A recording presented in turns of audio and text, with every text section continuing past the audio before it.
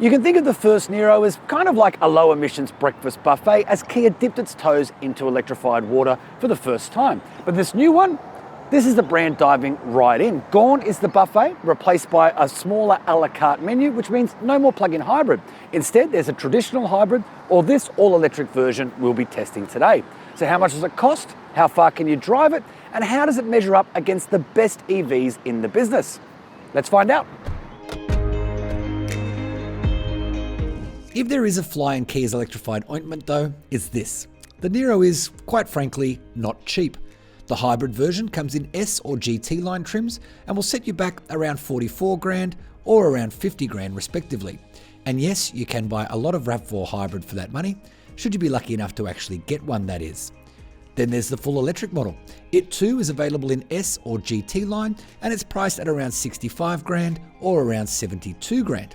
When we drove the Niro, the brand's flagship electric vehicle, the EV6, could have been yours for only around 2.5 grand more, which seemed, if you don't mind me saying, a little bit bananas. But their pricing does now make a bit more sense, given Kia has just lifted the price of the EV6 by close to 5 grand across the board, meaning there is now more clear air between the Niro and the flagship EV. So what do you get for your investment? The range starts with the Hybrid S, which gets cloth and artificial leather seat trim, LED DRLs and LED rear tail lights, but halogen headlights, a digital driver display and an 8-inch central touchscreen, wireless Apple CarPlay and Android Auto, and a 6-speaker stereo. You also get dual zone climate, 16-inch alloys and electric mirrors and windows. Stepping up to the Hybrid GT line adds a whole bunch of nice stuff, including twin 10.25-inch screens, one for the driver and the other for infotainment, bigger 18-inch alloys, perforated bio-leather seats, LED headlights, a better steering wheel and heated and ventilated front seats. The full electric trim levels largely match the hybrid specifications, except both ride on 17-inch alloys, and the S model gets a better infotainment setup too. The all-electric GT line gets the full twin-screen experience, a better 8-speaker stereo, a sunroof and what the brand calls a premium relaxation front passenger seat, which tilts back so you can get comfy while charging. So, not quite as out there in the looks department as something like the Kia EV6, is it? In fact, the Niro looks a lot like, well, a Kia. Up front, you'll find the latest version of the brand's Tiger front end treatment. There's these cool LED lights and LED lights at the rear as well. And all this silver cladding, which wraps around the side of the car as well, is supposed to be a nod to adventure, but don't expect to be taking this too far off-road.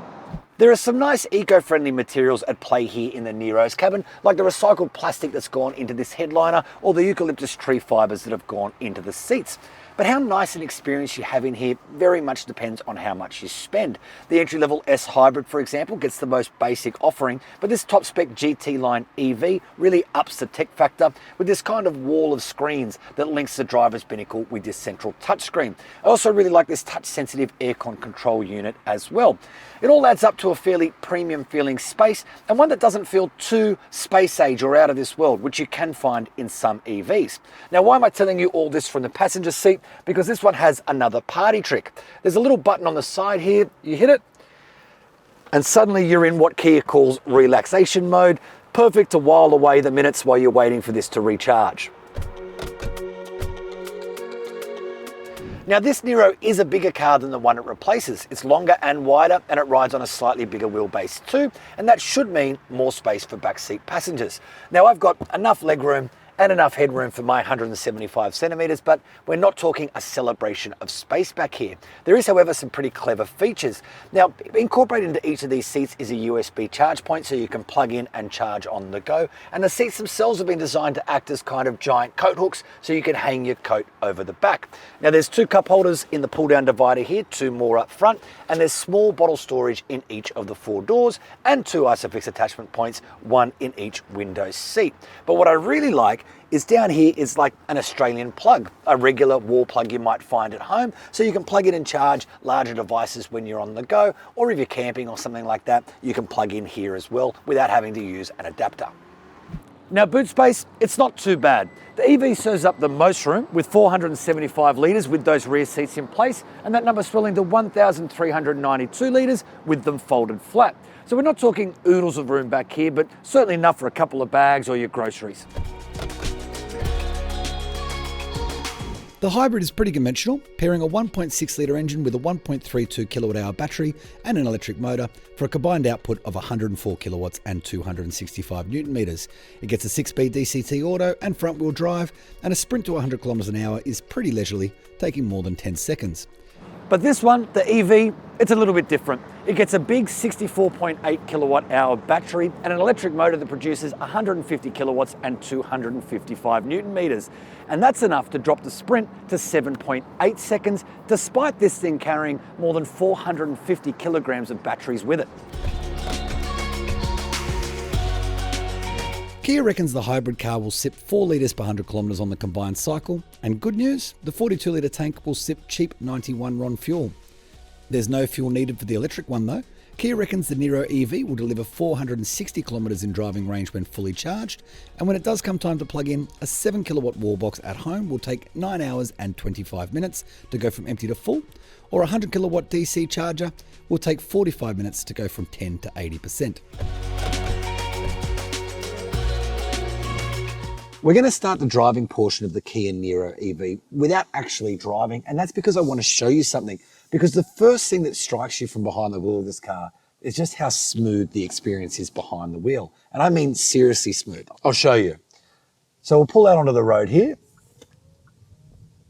start from a stationary position and plant our foot. Now, we're not talking lightning quick acceleration like you find in some EVs, although Kia says it'll clip 100 kilometers an hour in 7.8 seconds, which isn't that slow either. But the thing that really strikes you is just how smooth it is. There's no whine from a gearbox because of course there's no multi-speed automatic attached to this. The cabin noise is fairly quiet and ambient. There's just the lightest whir from the motor as you accelerate, but it just feels honestly treacly, syrupy, smooth from behind the wheel. I really like the way this thing drives.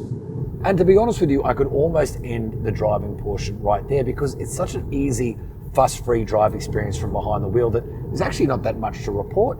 The ride and handling balance is typically good. The steering feels nice and well weighted. It goes around corners well. It goes in a straight line well. And really that's all you need to know. The ride tune is interesting though. Kia really have managed to sort of straddle this line between suppleness and sportiness. It never feels uncomfortable, but you can feel the kind of road imperfections as you go over them, which just allows you to feel a little bit more connected to the road surface below, which is never a bad thing either. But you can definitely feel the weight of this vehicle. Remember, the batteries weigh more than 450 kilograms, and yes, they're low in the car, but that's a fair bit of baggage to be lugging around. So if you're sitting on the EV fence or you're EV curious, there's really not a lot to be afraid of here, especially with a car like this. It feels refreshingly familiar in places.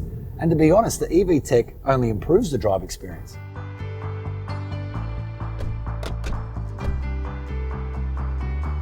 I won't bore you with a long list of safety kit here. Instead, I'll tell you what's new. This time around, Kia has added a centre side airbag, multi-collision braking, blind spot collision avoidance assist, rear cross traffic collision assist, and an intelligent speed limiter, all of which are standard fit across the range. They join a pretty comprehensive suite of safety kit with the even more advanced stuff like parking collision avoidance assist and safe exit assist reserved for the GT line cars. The Niro is covered by Kia's 7-year unlimited kilometre warranty, and the old car needed servicing every 12 months or 15,000 Ks. Cap price servicing also appears, and again, based on the outgoing model, you can expect to pay around $3,500 over the full warranty period, averaging out to around $500 per annum.